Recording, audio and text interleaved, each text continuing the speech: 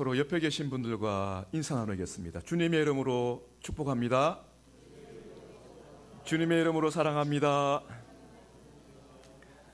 네, 참 우리나라 명절임에도 불구하고 재직 헌신 예배까지 참여하셔서 또 하나님을 예배하고 또 재직의 직분을 가진 여러분들께서 또 한 해 동안 봉사하시고자 또 이렇게 헌신 예배로 준비하신 그 시간들을 보면서 참 하나님께 감사드립니다.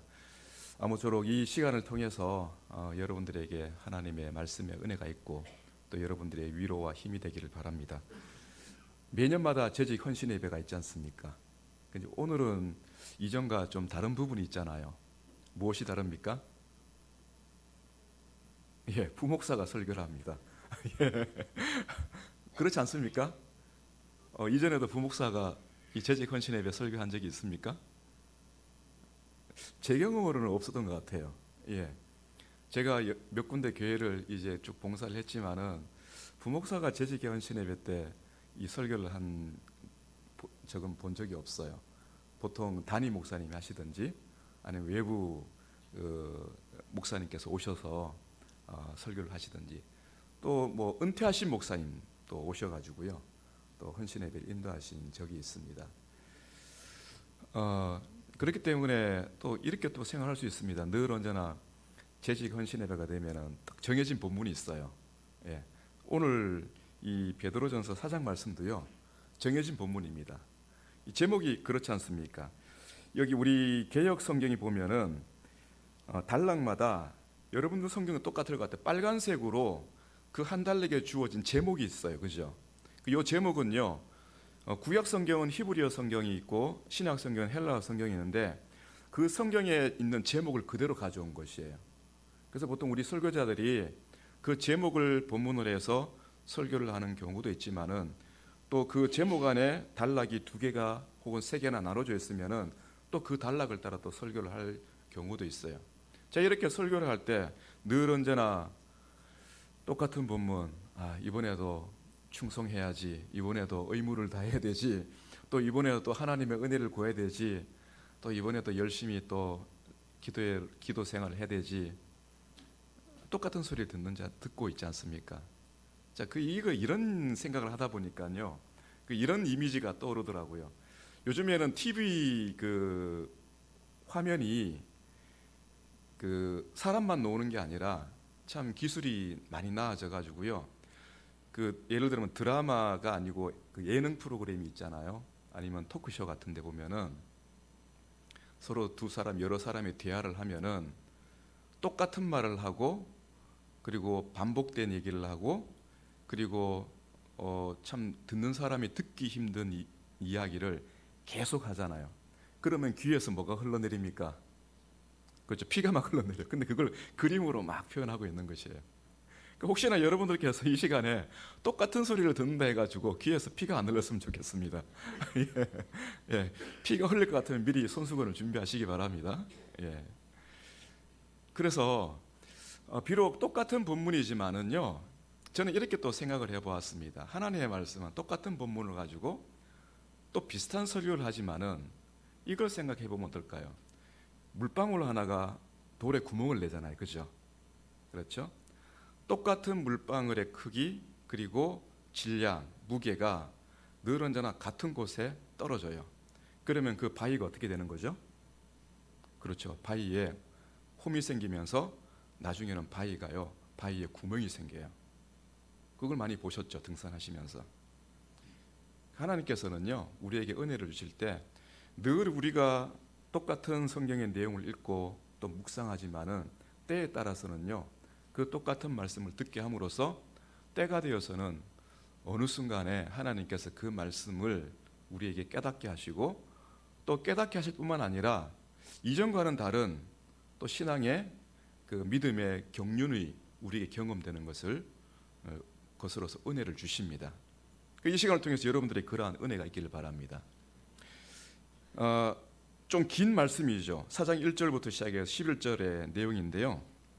이것을 7절에 있는 말씀에 나와 있는 만물의 마지막이 가까웠으니라는 이 문장을 기준으로 해가지고요 2군데로 나누겠습니다.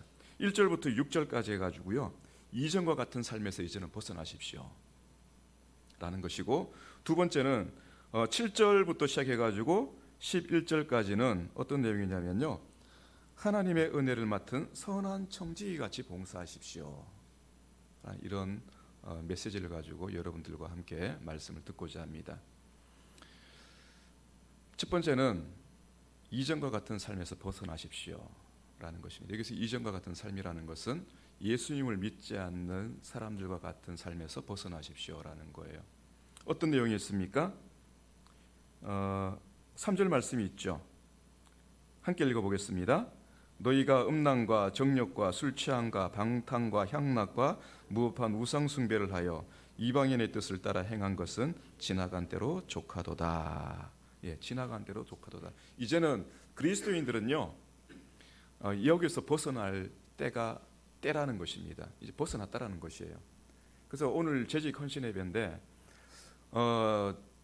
교회의 재직, 즉 직분을 가진 분들 아닙니까? 제가 헌법책을 다시 한번 확인해 보니까 이 재직의 회원은 심호하는 목사, 장로, 그리고 집사, 권사입니다. 그리고 당의 결의를 따라서 서리 집사, 예, 그리고 전도사나 당도사까지도 재직계 회원으로 할 수 있다, 그렇게 정의를 하고 있습니다. 말하자면은 교회의 모든 직분자들은 재직계 회원이라는 것이죠. 그래서 재직계 회원으로서 해야 될 우리의 의무나 책임감이라든지 아니면 신앙의 그 자세를 먼저 우리가 듣기 전에 기본적으로 그리스도인으로서의 자세를 가져야 된다는 것이에요. 그리스도인으로서의 자세. 그러니까 저희 이제 목사 후보생들이 신학교나 신대원에 들어가서 공부를 하다 보면요, 교수님들에게 늘 듣는 이야기가 있습니다. 그게 뭐냐면은 목사가 되기 전에 바른 성도가 되어라라는 그런 가르침이에요. 오늘 말씀이 그걸 우리에게 가르치고 있는 것이에요. 그래서 이러한 그리스도를 믿기 전에 이 삶의 모습에서 벗어났다라는 것을 갖다 설명하기 위해서 누구를 우리에게 끌어들이고 있냐면요, 예수님을 우리에게 먼저 소개하고 있습니다. 예수님께서 이미 육체의 고난을 받으셨으니 여러분들도 같은 마음으로 그분의 삶을 본받으십시오라고 우리에게 가르치고 있습니다. 예수님께 육체의 고난을 받으셨다는 것은 어떤 의미입니까, 여러분? 왜 육체의 고난을 받으셨을까요? 말하자면 오늘 3절 말씀에 나와 있는 이러한 육체를 따르는 삶, 하나님을 반역하고 우상을 숭배하고 하나님을 반대하는 그런 삶을 살아가지 않고 불신앙과 불의의 이 세상 가운데서 하나님께 온전히 순종하며 살아가고자 하니까 무엇에 부딪힙니까? 세상과 부딪히는 것이에요. 사람들과 부딪히는 것이에요. 때로는 하나님의 말씀을 가진 바리새인들과 서기관들과도 부딪히는 것이에요.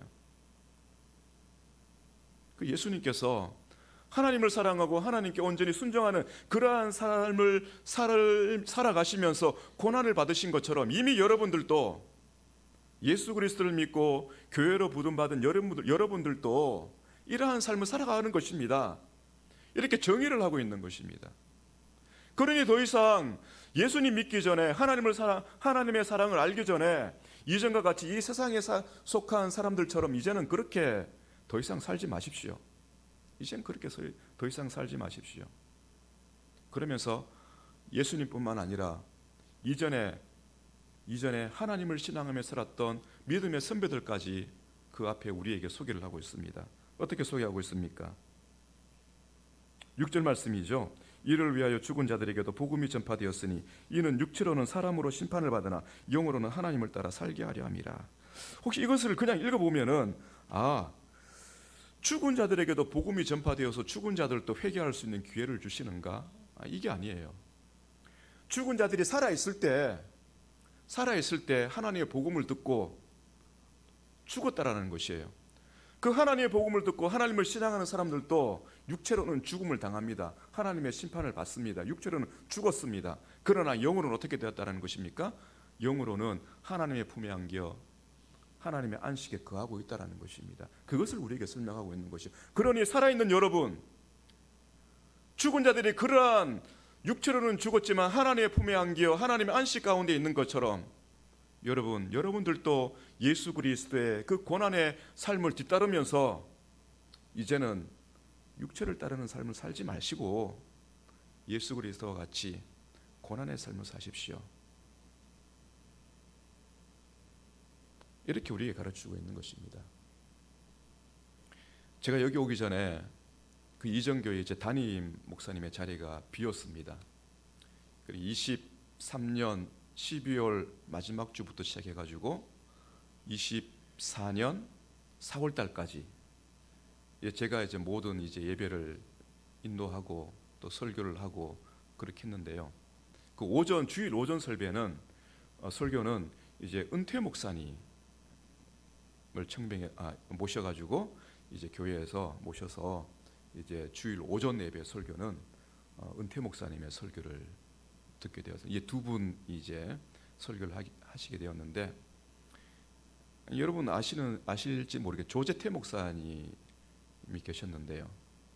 지금 80이 조금 넘으셨습니다. 그 당시 작년에 80 되신 것 같은데, 그분이 설교를 쭉 하시면서 이런 말씀을 하시더라고요. 여러분 이제 술을 마시지 마십시오. 전 놀랐습니다. 아니, 은퇴하신 목사님께서 그리고 담임 목사가 비어있는 이 교회 가운데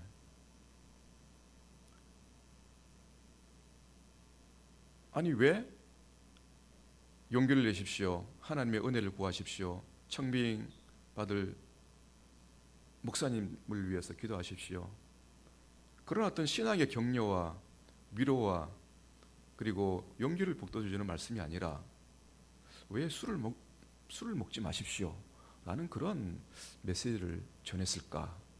왜 이 말씀을 하고 계시지?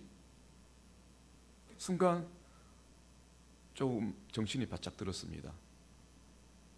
제가 저 자리에 앉아 있었거든요. 그러면 쭉 설교를 이어나가셔요. 지금의 교회가 많이 변질되었다라고 하는 것이죠. 직분자들도 술을 마시고, 직분자들도 하지 말아야 될 것을 하고, 직분자들도 세상에서 하는 것처럼 똑같이 교회에서 무질서하게, 나중에 뒤에 말씀이 나오지만은 하나님께서 맡기신 그 선한 청지기로서의 일꾼의 그 자리에서 그 이 세상 사람들과 똑같은 삶의 모습을 그대로 보여주고 있다는 것이 그분의 눈에 비쳤던 것이죠. 얼마나 안타까웠겠습니까, 여러분? 이미 은퇴를 하셨어요. 그 80이 넘으셨어요. 저는 이런 생각을 해봅니다. 교회는요, 세상과 구별되어 가지고 저 먼 세상에 교회를 하나님께서 세우신 것이 아니라, 교회는 여러분 이 현수막을 한번 보십시오. 현수막 사실은 이 색깔이 예쁘지 않잖아요, 그죠? 색깔이 예쁘지 않아요. 좀 칙칙하잖아요. 근데 이게 다 의미가 있습니다, 여러분. 세상을 그대로 보여주고 있는 것이에요. 흠마할 만한 것이 없고, 기댈 것이 없고, 의지할 것 없고, 그죠? 성경은 세상을 향해서 죽은 자들의 세상이다, 암흑이다, 그렇게 가르쳐주고 있지 않습니까? 그대로 보여주고 있는 것이에요. 이 그림이 좀 멋지게 예쁘게 만들면 좋을 텐데 왜 저렇게 했을까요? 세상을 눈여겨보라는 것입니다. 그 가운데 찬란하게 빛나는 십자가의 형상이 있지 않습니까? 그 가운데 촛대가 있습니다. 물론 저 그림이 어떻게 보면요, 이미지적으로 우리에게 맞지 않는 그림도 있어요. 그러나 그것은 다 이제 뒤로 하고, 중요한 것은 성경 말씀을 가지고 촛대에 빛나는 촛불과 같이, 한 자루의 촛불과 같이 이 거친 풍랑과 같은 이 어둠의 세계 가운데서 언제 꺼질지 모르는 저 촛불과 같이, 그죠? 빛을 밝히는 저 촛불과 같이 진리를 보존하고 있는 이 교회가, 진리가 정말로 밝게 빛나는 하나님의 영광의 빛과 같이 밝히 드러낼 수 있는 교회가 되면 괜찮은데, 그러나 때로는요, 풍랑 앞에 있는 촛불과 같이 저렇게 흔들릴 때도 있다라는 것이에요. 자, 그럼에도 불구하고 주님께서는요, 이렇게 말씀하고 있습니다. 우리들을 향해서 이전과 같은 삶을 사지 마십시오. 왜 그렇습니까? 진리를 가지고 있는 교회이기 때문이죠. 하나님의 그 사랑과 예수 그리스도의 희생적인 사랑을 이 교회를 통해서 밝히 드러내기를 원하시는데 이 교회가 그렇지 못하다는 것이에요. 그 은퇴 목사님의 설교가 그런 메시지였다라는 것입니다. 오늘 본 말씀도 역시 마찬가지입니다. 우리가 재직으로서 우리의 의무와 책임을 갖다가 먼저 생각하기 전에 과연 우리의 삶이 그리스도인으로서의 삶의 거룩함이 드러나고 있는가 한번 생각해 보시기 바랍니다. 어느 시대에나 구약의 시대에나 그리고 근대의 20세기 초반에 아무랬던 교회의 시대이나 그리고 지금의 시대에나 똑같습니다, 여러분. 교회는 언제나 진리를 가지고 있지만은 그러나 세상 가운데서 흔들리는 촛불과 같이 존재할 때도 있다라는 것이에요. 그게 우리의 모습입니다.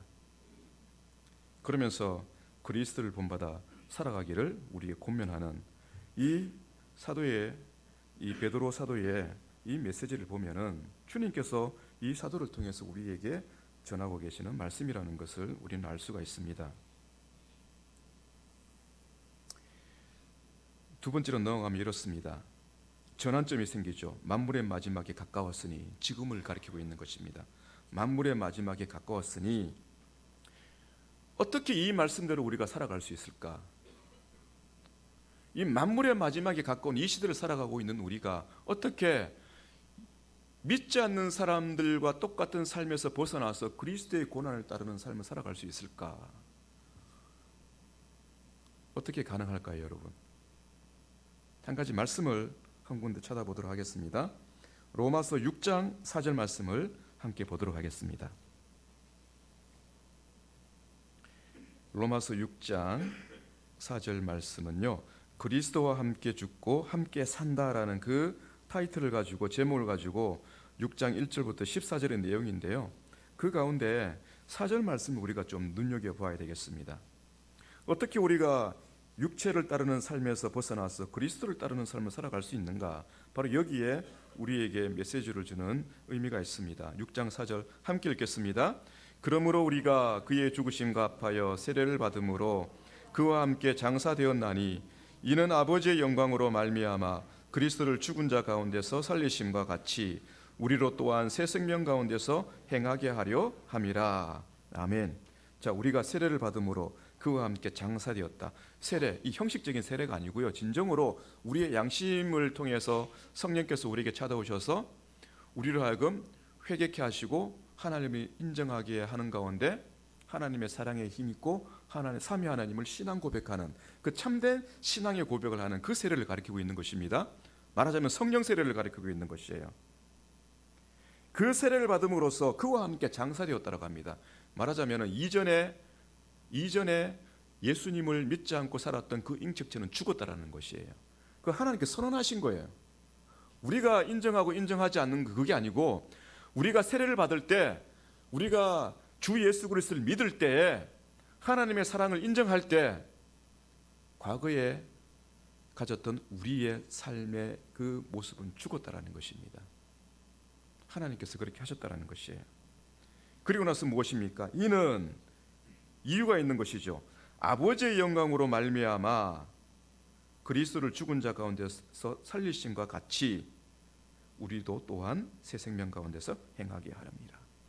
여러분, 그리스도인들이 새 생명 가운데 행하는 것은요, 우리 스스로의 의지적인 힘이 아니라는 것입니다.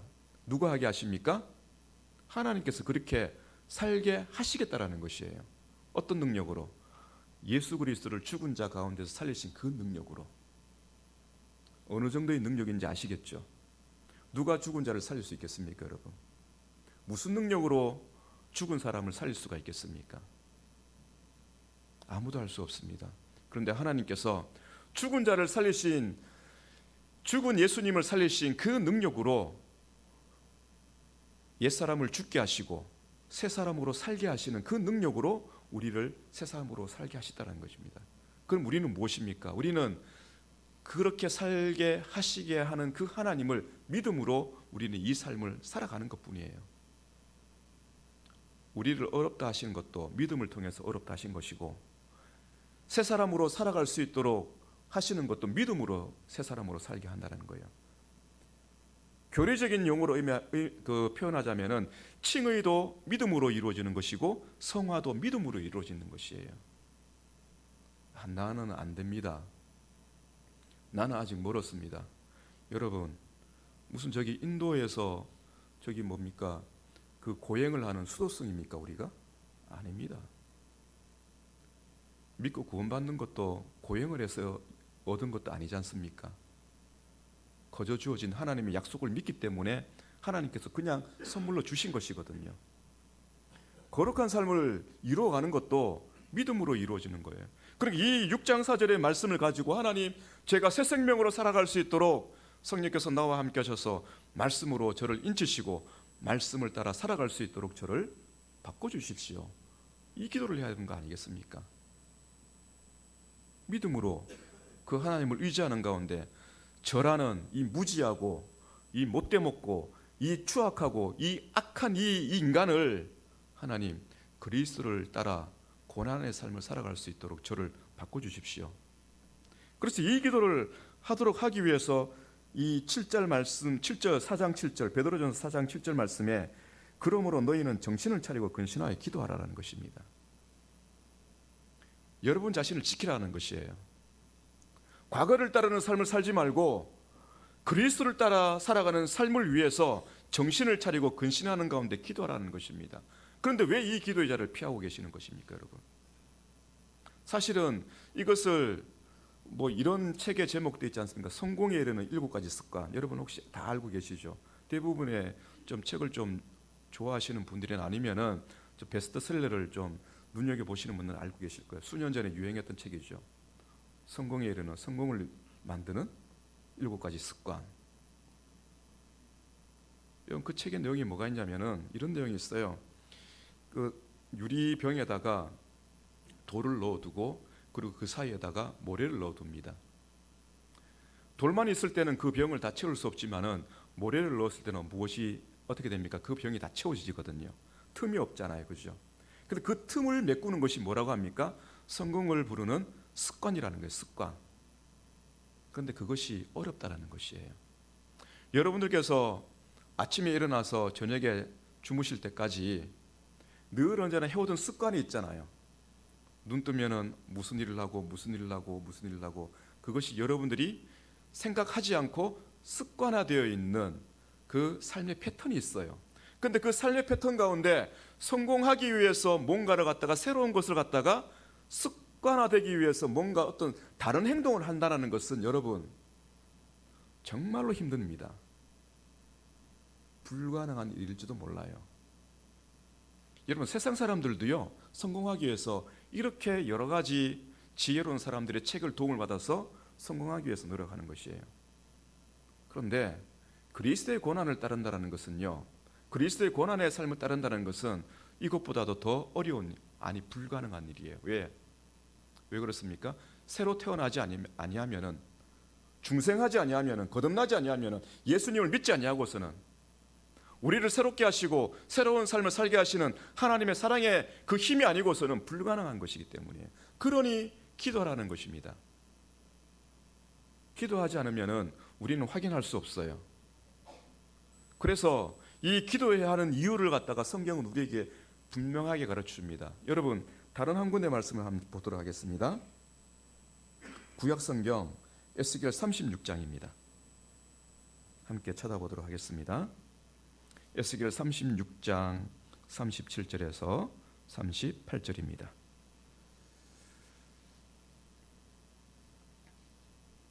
(1209면입니다) 에스겔 구약성경 1209면 에스겔 36장 37절에서 38절 말씀입니다.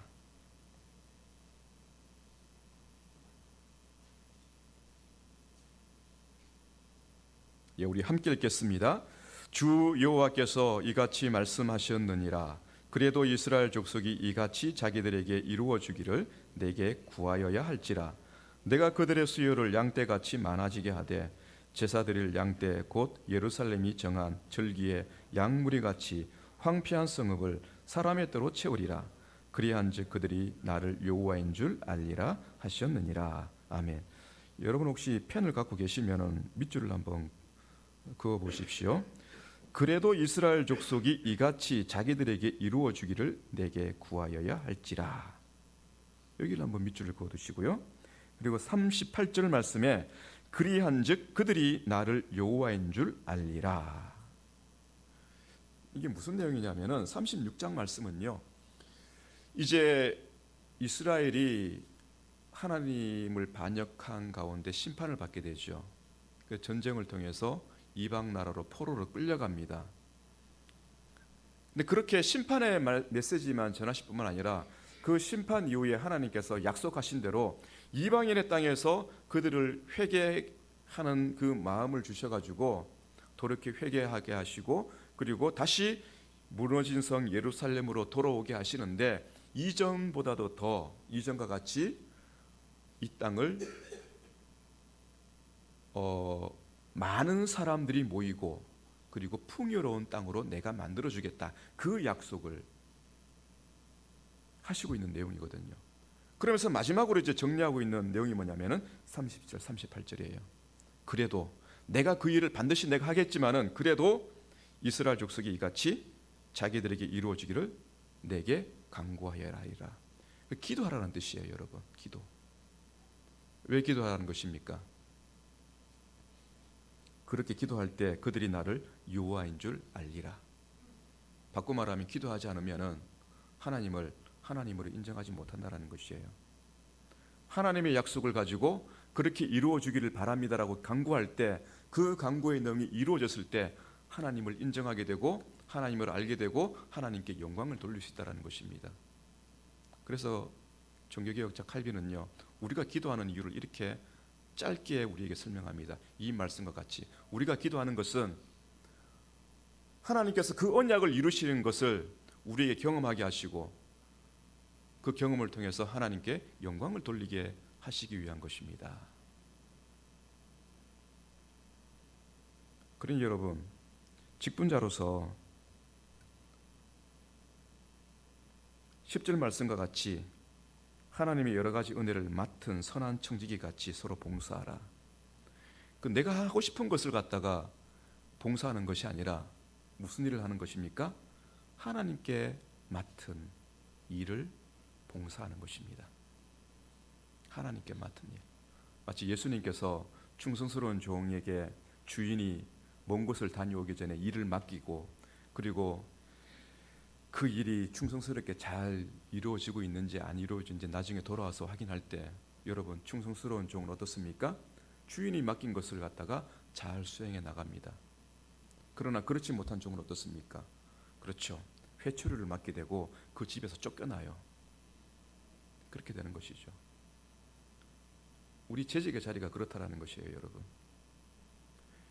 이러한 우리를 지키기 위해서, 그리스도를 따르는 그 삶을 지키기 위해서 깨어 근신하는 가운데 하나님께서 우리에게 주신 그 언약을 이루어 주실 것을 바라는 것을 기대하면서 간구할 때, 우리에게 맡겨진 일을 통해서 그 언약의 일들을 성취해 나가시는 그 하나님을 우리로 하여금 경험할 수 있도록 주님께서 기도하라고 명하시는데, 우리가 어떻게 기도하지 않을 수가 있겠습니까? 이것은 피할 수 있는 자리가 아니에요, 여러분. 피할 수 있는 자리가 아닙니다. 내가 하니 많이 따질 수 있는 자리가 아니에요. 이유 불문입니다. 왜? 주님께서 맡기셨기 때문에. 이러한 믿음을 가지고 하나님의 언약이 이루어질 것을, 우리의 직분을 통해서 이루어질 것을 간구할 때 우리는 무엇보다도 뜨겁게 사랑할 수 있는 것이고요, 우리는 서로를 대접하기에 원망 없이 할 수 있는 것이고, 그리고 우리는 우리에게 맡겨진 이 일을 할 때 오직 누구를 위해서? 하나님의 영광을 위해서 이 일을 할 수가 있다는 것이에요. 이런 일이 있었습니다. 진실된 신앙을 가지고 우리가 기도할 때 우리에게는요, 하나님께서 반드시 그 기도를 응답하십니다. 어느 권사님께서 제 아내에게 이런 기도 부탁을 했습니다. 권사님 남편분이 신앙생활을 그 아내가 보기에, 그 권사님이 보기에 참 마음이 흡족하지 않았던 것 같아요. 이전에 성당을 다니면서 영세를 받았다 하더라고요. 그런데 이 권사님의 인도함을 통해서 교회를 한두 번씩 나오긴 나오는데 어느 순간인가 뜨문뜨문 나오더니 이제는 나오질 않아요. 주일이 되면은 친구들과 함께 골프를 치러 가는 것이에요. 그 얼마나 참 권사님의 마음이 참 아프겠습니까? 힘이 드는 것이죠. 예. 그래서 일을 하는 가운데 문득 제 아내가 생각이 나서, 왜 생각이 나냐면 이유가 있습니다. 교회에 권사님들의 모임이 있거든요. 그 기도회 이 기도 모임이 있어요. 그 안에도 같이 이제 권사님들 같이 기도하는 그 모임이 있었고, 또 어머니 기도회 해가지고요, 또 기도하는 그 모임이 있습니다. 그 항상 기도하는 자리에 제 아내가 있었거든요. 그러니 이 제 아내에게 이제 기도 부탁을 한 것이죠. 아내가 생각이 나서 아내에게 전화를 해서, 사모님, 제 남편이 지금 이렇게 참 제 마음을 아프게 하는데 기도 좀 부탁드립니다. 그 얘기를 했다더라고요. 그래서 그래요 권사님, 같이 기도하시죠. 대신에 권사님, 남편분이 어떠한 말을 하고 어떠한 행동을 하더라도 사랑하는 마음으로 남편분을 잘 섬기십시오. 그래야지 우리가 기도하는 그 진정성이, 사랑의 마음이 그대로 드러나는 것이죠. 설명하자면 이렇습니다. 그러면서 이제 기도를 같이 시작했어요. 그래서 3개월, 4개월쯤에 되었을 때 변화가 일어나기 시작합니다. 남편분이 교회에 다시 나와서 예배를 하게 된 것이에요. 그러면서 예배를 통해서 말씀의 은혜를 받기 시작하는 것이죠. 말씀의 은혜를 받으니까 어떤 일이 이루어지기 시작됩니까? 이제는 교회에서 하는 세례를 받고 싶다고 얘기를 합니다. 당신이 천주교에서, 로마교회에서 영세를 받았는데 또 세례를 받아야 됩니까? 라고 했을 때, 아니요, 이제는 주님의 이름으로 세례를 받았으니 이제는 똑같은 물세례를 통한 세례가 아니고 입교를 하시면 됩니다. 입교. 자, 그렇게 하려면은 다시 성경 공부를 하시고요, 성경 공부를 끝내고 난 다음에 입교식을 하십시오. 다른 분들이 세례를 받으실 때 입교를 하시면 됩니다. 그래서 저와 함께 성경 공부를 하고 입교를 하시고 교회의 정회원이 되어서 이제 신앙생활을 저희들이 돌아오기까지 참 신실하게 하는 그 모습을 보았거든요. 한 사람이 구원받는데 쉬운 일이 있겠습니까, 여러분? 없잖아요. 제가 왜 이 말씀을 드리냐면은 기도의 자리에서부터 시작된 우리의 신앙이 서로로 사랑의 관계로 연결시켜 주는 것이고요, 그 사랑의 관계가 연결될 때 서로를 위해서 기도할 수 있는 자리에 나갈 수 있는 것이에요. 여러분, 서로 사랑하지 않는데 서로를 위해서 기도할 수 있습니까? 없잖아요. 답답한 뿐이잖아요.